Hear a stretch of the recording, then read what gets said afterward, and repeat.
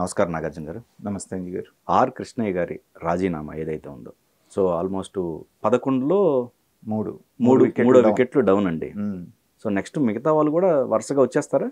ఖచ్చితంగానండి. విజయసాయి రెడ్డి కూడా ఆగుతాడో లేదా, వైవి సుబ్బారెడ్డి అంటే తప్పదు.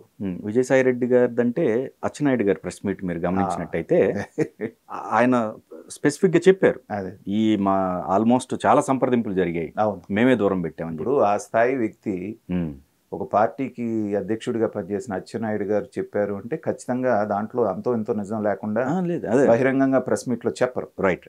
కానీ మనకు వచ్చిన వార్తలు కూడా అలాగే వచ్చినాయి కదా. ఇప్పుడు అసలు విజయసాయి రెడ్డి నాయకత్వంలోనే ఉన్నటువంటి 11 మందిని తీసుకెళ్ళి కొంతమందిని తెలుగుదేశంలో కొంతమందిని బీజేపీలో కలిపేస్తాడు అనేటువంటి వాదన ఒకటి, లేదా అసలు జగన్మోహన్ రెడ్డి ప్రవేశపెడతాడు వీళ్ళందరినీ బీజేపీలో, ఎందుకంటే బీజేపీ సపోర్ట్ ఆయనకి కావాలి, రకరకాల విశ్లేషణలు వచ్చినాయి. అవును. వాటన్నిటికీ భిన్నంగా ఏంటంటే ఎవరికి వాళ్ళుగా చల్లా చెదరైపోతున్నారు. మనం అండర్లైన్ చేసుకొని చూడాల్సిన విషయం ఏంటంటే ఇక్కడ ఇంకా వాళ్ళకి 4 సంవత్సరాలు అధికారంలో ఉండేటువంటి అవకాశం ఉన్న బయటకు వచ్చేస్తున్నారు. ఇప్పుడు వచ్చిన మోపిదేవి వెంకటరమణ, బీద మస్తాన్ రావు, తర్వాత ఇప్పుడు వచ్చినటువంటి ఆర్ కృష్ణయ్య, వీళ్ళకి ఇంకా 4 సంవత్సరాల టర్మ్ ఉంది. చక్కగా హోదా అనుభవించేటువంటి అవకాశం ఉన్నప్పటికీ కూడా ఇక్కడ ఉంటే మనం రాజకీయ భవిష్యత్తు లేదు అని చెప్పేసి వాళ్ళు భావించి ఇప్పుడు నుంచే వాళ్ళ ప్లాన్ ఆఫ్ యాక్షన్ ఇంప్లిమెంట్ చేసుకోవడానికి వేరే పార్టీలు ఇంకా చూస్తున్నారు. ఇది ఇక్కడ మనం గమనించాల్సింది. ఊరికే రావట్లే వాళ్ళు. అదే మీకు ఇంకొక 6 నెలల్లోనో సంవత్సరంలోనో పదవి ముగిపోతుంది అనుకోండి, అది వేరే. అవును, అవును. ఈవెన్ ఇప్పుడు ఎమ్మెల్సీలు కూడా చూడండి, 6 సంవత్సరాలు ఉంటుంది వాళ్ళకి.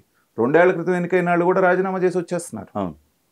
అంటే ఏంటంటే ఇది మునికిపోయే పడవ అనేటువంటిది వాళ్ళకి క్లియర్గా అర్థమైపోయింది. కానీ ఒక పక్క అండి, జిల్లాల వారీగా ప్రతి జిల్లాని యాక్టివేట్ చేస్తున్నట్టుగా మీటింగ్లు జరుగుతున్నాయి. అట్లా చూసుకుంటే యాక్టివేషన్ చేయటం అనేదంటే అంజి గారు, నేను అదే అనేక సార్లు చెప్తుంటాను, రాజకీయ నాయకుడు అనేటువంటి వాడికి ఉండాల్సిన లక్షణం ఏంటంటే మనకు ఒక దెబ్బ తగిలినప్పుడు ఆ దెబ్బ తగలటానికి కారణం ఏంటి అనేటువంటి దాన్ని పరిశోధించి దాన్ని కరెక్ట్ చేసుకోవటం అనేటువంటిది మీరు చేయాల్సినటువంటి పని కదా.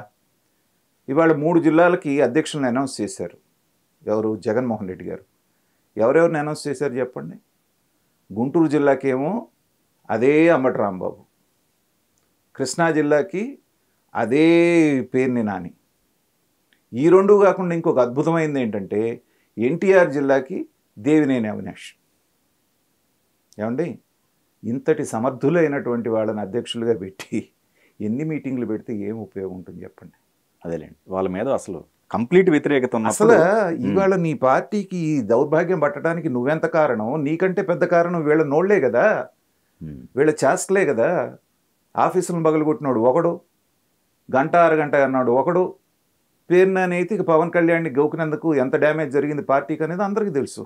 ఇవాళ వైసీపీలో ఉన్నటువంటి వాళ్ళందరూ కూడా ఏకకంఠంతో అంటున్నటువంటి విషయం ఏంటంటే మనం ఎక్కువగా పవన్ కళ్యాణ్ని టార్గెట్ చేయటమే మన కొంప ముంచింది, కాబట్టి ఇక ఎవ్వరం మాట్లాడకూడదు అని వాళ్ళు లోపాయకారిగా అనుకున్నా మళ్ళీ మొదలుపెట్టారు పేరు నాని గారు. సో వీళ్ళు మారరు అనేటువంటిది అక్కడ ఎస్టాబ్లిష్ అయిపోయింది. సో మీరు జరిగినటువంటి తప్పుల్ని సరి చేసుకోకపోతే ఇంకేమవుతుంది? ఇప్పుడు ఉన్నది కూడా పోతుంది. కాబట్టి వీళ్ళు ఎన్నిసార్లు ప్రయత్నాలు చేసి ఎన్ని చేసినప్పటికీ కూడా మారేటువంటి అవకాశం అయితే మనకు కనపడట్లేదండి. ఓకే, ఇక ఆర్ కృష్ణయ్య గారి దగ్గరికి వస్తే, సో ఆయనకు ఆ టర్మ్ ఉన్నప్పుడు ఆయన ఒకటి చెప్పారండి ఆర్ కృష్ణయ్య గారు, అంటే నేను ఏ రాజకీయ పార్టీలోకి వెళ్ళను అన్నట్టుగా స్టేట్మెంట్ ఇచ్చినట్టు. దానికి కారణం కూడా చెప్తున్నాను. ఆర్ కృష్ణయ్య అనేటువంటి వ్యక్తి బలమైనటువంటి బీసీ నాయకుడిగా చాలా గుర్తింపు ఉంది దేశవ్యాప్తంగా, ఒక క్రెడిబిలిటీ ఉండేది అతనికి. దాన్ని చూసే చంద్రబాబు నాయుడు గారు చేరదీసి తెలంగాణ ఎన్నికల్లో అతను ముఖ్యమంత్రి అభ్యర్థిగా ఎన్నికల ముందే ప్రకటించారు. అంతటి విశ్వాసాన్ని, గౌరవాన్ని ఆయన కల్పించారు. అయినప్పటికీ లోపాయికారిగా తెలంగాణ వ్యక్తి అయినప్పటికీ కూడా తీసుకొచ్చి జగన్మోహన్ రెడ్డి గారు, ఎందుకంటే నా ఎస్సీలు, నా ఎస్టీలు, నా బీసీలు, నా మైనారిటీలు స్లోగన్లో భాగంగా ఈ బీసీ నాయకుడిని తీసుకొచ్చి రాజ్యసభకు పంపించారు.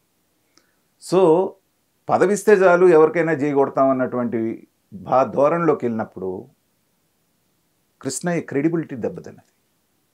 ఓకే, ఇవాళ ఇంత 164 సీట్లు విజయం సాధించడానికి కూటమి ఏ బీసీ వర్గాలైతే తెలుగుదేశానికి దూరమైనయో ఆ బీసీ వర్గాల్లో మెజారిటీ వర్గాలు అనేటువంటివి మళ్ళీ కూటమి హక్కును చేరినాయి. కాబట్టి ఇంత విజయం వచ్చింది. అది ఆర్ కృష్ణయ్య గమనించాడు. టెంపరీగా వచ్చే రాజ్యసభ సీటు కోసం కంటే తన బలమైనటువంటి పునాది ఏదైతే ఉందో బీసీ నాయకుడు అనేటువంటి ట్యాగ్కే ప్రమాదం వచ్చే పరిస్థితి వచ్చినప్పుడు నేను ఇందాక అన్నది అదే, తప్పుల నుంచి నేర్చుకోవటం అంటే ఇదే. ఓకే. సో తప్పు జరిగింది, తన బేస్ కదులుతున్నట్టుగా అనిపించింది, వెంటనే పదవిని తృణప్రాయంగా అక్కడ వారేసి మళ్ళీ మూలాల్లోకి వస్తున్నాడు అతను. అది కదా విఘ్నుడైన రాజకీయ నాయకుడు. పార్టీ మారాడా, అతని వ్యక్తిత్వం ఎట్లా అని పక్కన పెడదాం. యాజ్ ఏ పొలిటీషియన్ ఆ పట్టు విడుపు ఉండాలంటున్నాను నేను. కాబట్టి వెంటనే జరగబోయేటువంటి డ్యామేజ్ని గమనించాడు, తను తాను కరెక్ట్ చేసుకున్నాడు. ఇవాళ ఏంటంటే ఒక కాజ్ కోసం తన పదవిని కూడా త్యాగం చేసినలాగా రేపు ఆ ట్యాగ్ తోటి మళ్ళీ తన బీసీల దగ్గరికి వెళ్తారు. కరెక్ట్, అంతేగా మరి. సో ఆ బేస్ తోటి ఆయన అది చేశాడని నేను అనుకుంటున్నాను. ఓకే. సో మిగతా 8 మంది కూడా చాలా చెదురయ్యే అవకాశం. మనం ఏంటంటే సినిమా ఒకేసారి చూపించకుండా ట్రైలర్ ముందు టీజరు, ట్రైలరు, ఇప్పుడు ఇదేదో దేవరా వస్తుంది చూసారా, ఎన్ని రకాలు వదిలేరో చూసాం. ఇవన్నీ టీజర్ ట్రైలర్ లాంటివి. అసలు మోపిదేవి గారు అప్పుడే ఇంకా ఫిక్స్ అండి కదా. అదే ఏంటంటేనండి అంజి గారు, ఒక నాయకుడి మీద కష్టకాలంలో కూడా మనం ఇతనితో ఉంటే మనల్ని దరిచేర్చగలడు అనేటువంటి నమ్మకం నువ్వు కల్పించినప్పుడే నాయకులు నీతో నిలబడతారు.